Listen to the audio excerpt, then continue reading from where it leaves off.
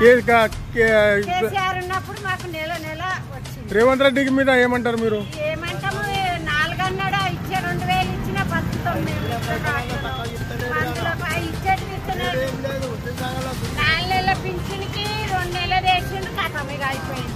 పోయిన నెలది ఇంతవరకు ఇప్పుడు మీరు ఏం చెప్పమంటారు? ఇప్పుడు ఏం చెప్పమంటావు, ఏం ఉద్ధరిస్తావు? గ్యాస్ అన్నాడు, ఆ పిరి బస్సు ఒకటి పెట్టిండు, ఆ బస్సు పాడుగానే పిరి బస్సు అది లేదు. ఇప్పుడు రేవంత్ రెడ్డికి ఏం చెప్పడానికి చేస్తున్నారు మీరు? అన్న మాటలు మంచిగా చెయ్యాలి.